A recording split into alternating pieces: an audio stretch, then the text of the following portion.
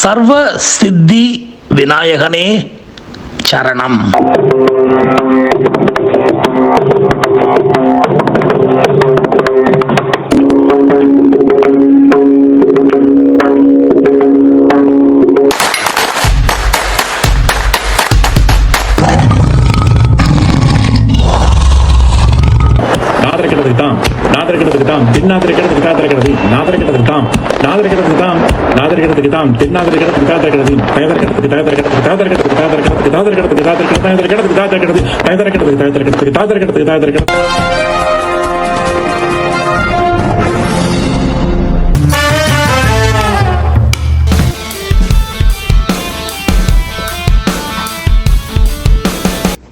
கேரளாவுக்கு அவள் 100 acre tea எஸ்டேட்டை பார்த்து கொள்ளவும், முக்கியமா அந்த 2 பெண்களுக்கு விடுதலை வாங்கி கொடுக்கவும் தன் காலேஜில் படித்த பையனுடைய தயவில் வேலை ஒன்று கிடைச்சி அங்கே போகிறாங்க.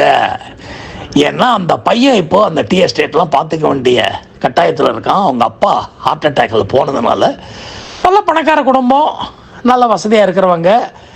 ஆனால் அவங்க வீட்டு 2 பொண்களை ஒருத்தன் முடக்கி போட்டு ஒரு மாதிரி கல்யாணத்தை பண்ணிட்டு அதுக்கு பண்ணிட்டு வெளியே விஷயம் தெரிஞ்சு அசிங்கமாயிடுவேன்னு சொல்லிட்டு அவங்களும் குவைட்டாக இருக்க அந்த பெண்கள் ரொம்ப ரொம்ப அவஸ்தைப்படுது. அதை காப்பாற்றுவதற்காக வீராங்கனை நமது கண்ணகி, பல பேர் கண்களை ஓப்பன் பண்ணுறவ நம்ம கண்ணகி, அவ அங்கே போகிறாள். இந்த வீராங்கனை அங்கே போய் என்ன செய்கிறாங்கிறத பார்ப்போம்.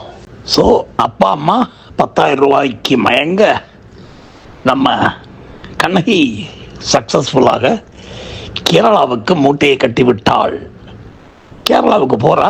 உங்களுக்கு தான் தெரியுமே, அதாவது டீ எஸ்டேட்லாம் மலைக்கு மேலே தான் இருக்கும், உச்சாணி கொம்பில் தான் இருக்கும்.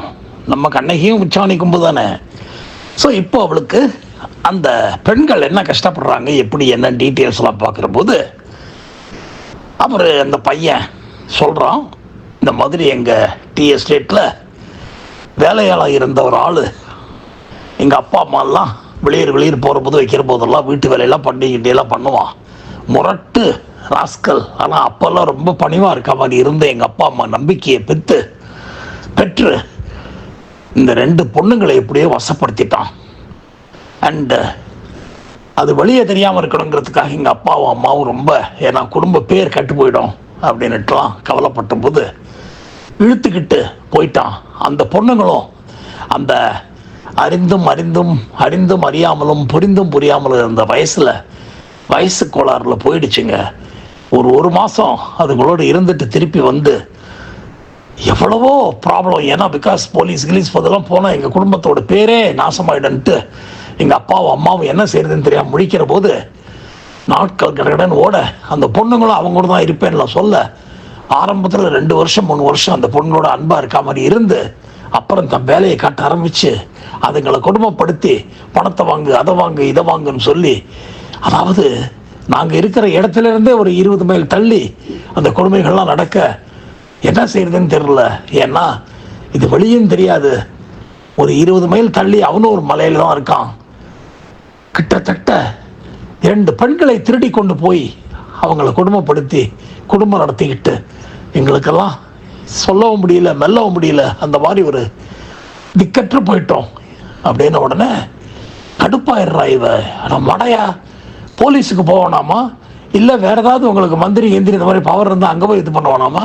அதை விட்டுட்டு ஐயோ இதெல்லாம் டூ லேட்டு, நான் சின்ன பையனாக இருந்தேன் எனக்கு தெரியல, அப்போது எங்கள் அப்பா கொஞ்சம் பயந்த ஆள், நானும் எங்கள் அப்பா மாதிரி தான், அதனால் வெளியே தெரியக்கூடாது, குடும்பமானம் போயிடுன்ட்டு வெளியே சொல்லாமல் எல்லாத்தையும் மறைச்சு இப்போ எல்லாம் டூ லேட்டு.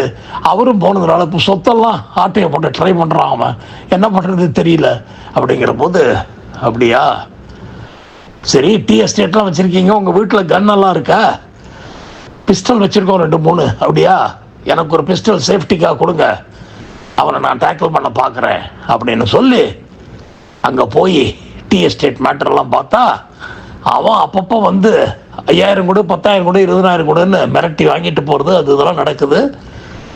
ரொம்ப பயங்கரமான ஆளாக இருக்கான்.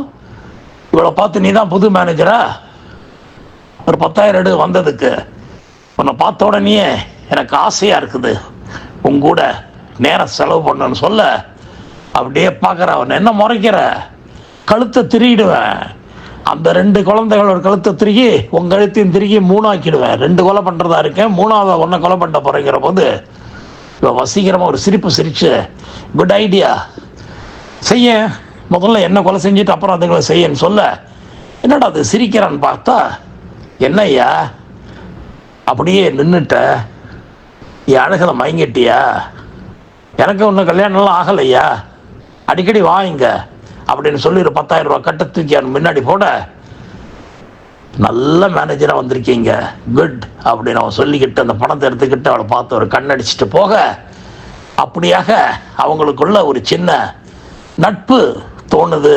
அதாவது அவன் சைடில் நட்புன்னு நினைக்கிறான், இவன் சைடில் வேற பல திட்டங்களை போட்டு அவனை கூண்டோடு அழிக்கிறதுக்காக முடிவு பண்ணுறா.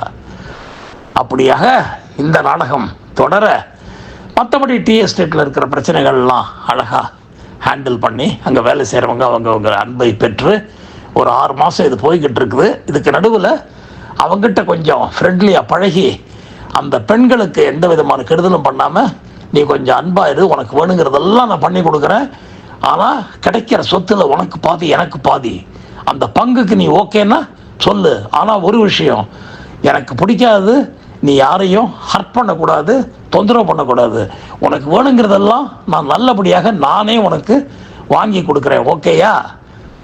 இந்த 100 ஏக்கர் நிலத்தில் எனக்கு 80 ஏக்கர் வேணும், அவங்க போனால் போது சோத்துக்கு 20 ஏக்கர் வச்சுக்கிட்டோம், ஆனால் நான் இந்த இதுக்காக உழைத்திருக்கிறேன் 30 வருஷமா, அதை பண்ணியிருக்கேன் இதை பண்ணியிருக்கேன், நான் இவ்வளோ கிளைம் பண்ண போகிறேன்ல அவன் சொல்ல, அடா பாவி இவ்வளோ ஆசைப்படுறியாடா நீ, அது தவிர இந்த 2 பொண்ணுங்களை வேற பண்ணியிருக்கே, கூப்பிட்டு போயிட்டியாடா அப்படின்னு அவன் மனசில் வருத்தத்தோட இருக்க, அவன் தைரியமா தில்லா இவன் நம்மால் தான் சொல்லிட்டு மனசில் இருக்கிற எல்லாத்தையும் கொட்ட, அப்படியாக இவன் சொல்கிறா, ஒன்ஸ் அதெல்லாம் வந்ததுன்னு சொன்னால் அந்த 2 பொண்ணுங்களையும் விட்டுறணும், நீயும் நானும் ரெஸ்ட் ஆஃப் அவர் லைஃப் புருஷன் பொஞ்சியத்தையாக இருக்கணும், ஓகே தானே உனக்கு அப்படின்னு கேட்க, எந்தா மேடம் கரும்பு தின்ன கூலியோ அப்படின்னு கேட்க, சரி ரைட், முதல்ல அந்த 2 பொண்ணுங்களையும் அவங்க வீட்டில் விடுற வழியப்பார் அடித்து துரத்திட்டு அந்த சனிங்களை, எதுக்கு அது, எனக்கு அதுங்களை பார்த்தாலே பிடிக்கல அப்படின்னு நம்ம கண்ணகி சொல்ல, அவனும் அந்த 2 பொண்ணுங்களையும் இந்த பக்கமே வரக்கூடாது போங்க நீங்கன்னு சொல்லி,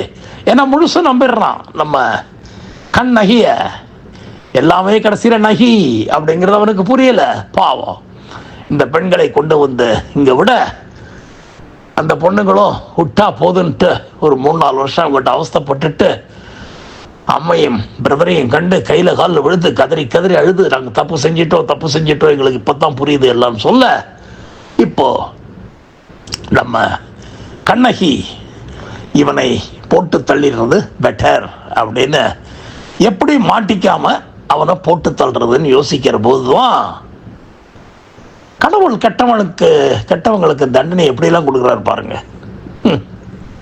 இவன் அம்மாவும் அப்பாவும் இவளை நீ மண்ணோடு போயிடுவேன்னு சொன்னாங்க. இவன் வேலை செய்தது 100 ஏக்கர் டீ எஸ்டேட்டில். அந்த இடத்துடைய பேர் இது வரைக்கும் நான் சொல்லலை, இப்போ சொல்கிறேன், வயநாடு. அந்த வயநாட்டில் திடீர்னு நிலச்சரிவு, மழை கொட்டுன்னு கொட்டி 2 அடி 3 அடி உயரத்துக்கு மழை கொட்டி ஒரே நைட்டில் அந்த வயநாடே நாசமாக போக, பை காட்ஸ் கிரேஸ் இவங்க டீ எஸ்டேட் ஒரு 40 ஏக்கர் அழிஞ்சு போக பாக்கி 60 ஏக்கர் தப்பிச்சுது.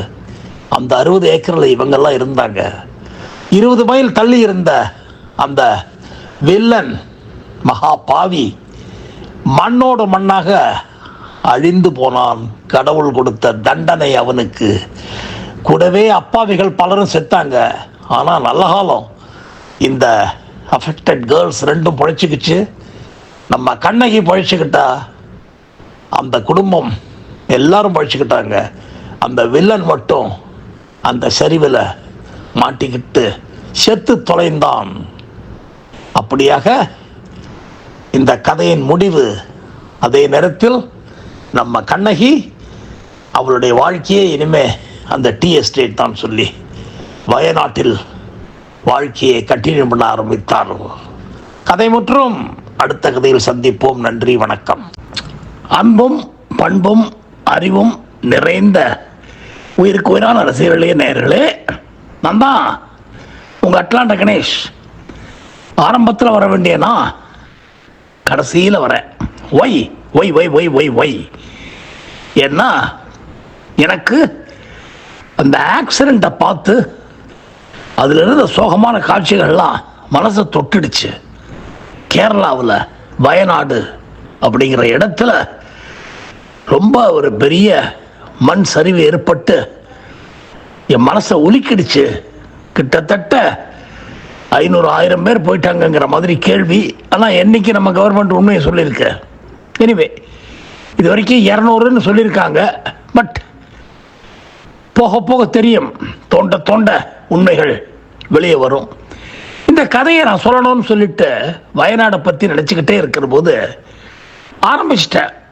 அதாவது கண்ணகி என்ற பெயர் அப்படின்னு சொல்லிட்டு, ஆனால் அந்த வயநாட்டில் தான் கொண்டு போகணும், முடிக்கணுங்கிற ஒரு எண்ணம். ஏன்னா இன்னைக்கு கரண்ட் டாபிக் அது.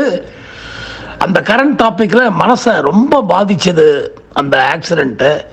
ஸோ என்னுடைய பார்ட்னர் ஜூனியர் கணேஷ் அவர்கள்ட்ட நான் எழுதின வரைக்கும் அதை அனுப்பி வழக்கம் போல், ஐயா இந்த கதைக்கு நீங்கள் அப்ரூவல் தரீங்களா என்ன, ஆனால் எப்படி முடிக்கிறதுங்கிறதுல ஒரு சின்ன யோசனை இருக்குது, ஆனால் வயநாடை வச்சு முடிக்கணும்னு ஆசைப்படுறேன் அப்படின்னு சொன்ன உடனே நம்ப மாட்டீங்க. என்னது நம்ப மாட்டீங்க, கட கட கட கடன்னு அவர் பல விஷயங்களை சொல்லி எனக்கு அனுப்பிச்சிருந்தார். அவருடைய அருமையான ஆங்கிலத்தில், அவர் ஒரு ஆங்கில புலவர். அப்படியே படித்த உடனே புல்லரிச்சு போச்சு. அடே இவ்வளோ விஷயங்களை தெரிஞ்சு வச்சிருக்கிற இவரே இந்த கதையை எழுதலாமேன்னு சொல்லிட்டு நினைச்சேன். அவர்கிட்ட கேட்டேன், இல்லை எனக்கு நேரமில்லை, பணம் பண்ணுறதுக்கு வேறு எவ்வளோ வழிகள் இருக்கு எனக்கு, அதை விட்டுட்டு வெட்டியாக கதை எழுத மாட்டேன், நீங்கள் எழுதுங்க நான் அப்ரூவ் பண்ணுறேன் அப்படிங்கிற மாதிரி சொல்லி எனக்கு சொல்ல, ஸோ உடனடியாக இந்த கதைக்கு அவர்தான் மூல காரணம் அப்படின்னு சொல்லணுன்ட்டு ஜூனியர் கணேஷ் கலிஃபோர்னியாவில் தேவி என்ற அழகிய மனைவியுடன் வாழும் அவர் 2 பிள்ளைகளை பெற்று அந்த பிள்ளைகள் எல்லாம் நல்ல ஒவ்வொரு படித்து நல்ல முன்னுக்கு வந்து நல்லா இருக்காங்க. அவர்கள் நீண்ட ஆயுளுடன் நல்லபடியாக எல்லாரும் இருக்கணும்னு ஆண்டவரை வேண்டிக்கிறேன். அப்படிப்பட்ட ஜூனியர் கணேஷ் அவர்கள் எனக்கு இந்த கதையை முடிப்பாங்கன்னு ஒரு 25-30% தான் எந்த பாக்கியெல்லாம் நம்ம ஜூனியர் கணேஷ் அவர்கள் கலிஃபோர்னியாவில் வாழும் என்னுடைய சைஃபர் இல்லை சூப்பர்வைசர் அவர் தான் என்னை வந்து இந்த கதை நல்லா இருக்கு நல்லா இல்லைன்னா சொல்கிறவர். அவருக்கு என் மனமார்ந்த நன்றி. அவருக்குத்தான் இந்த கதையோட கிரெடிட்டை கொடுக்கணும். ஆகவே நன்றி நன்றி நன்றி மிஸ்டர் கணேஷ் த ஜூனியர்.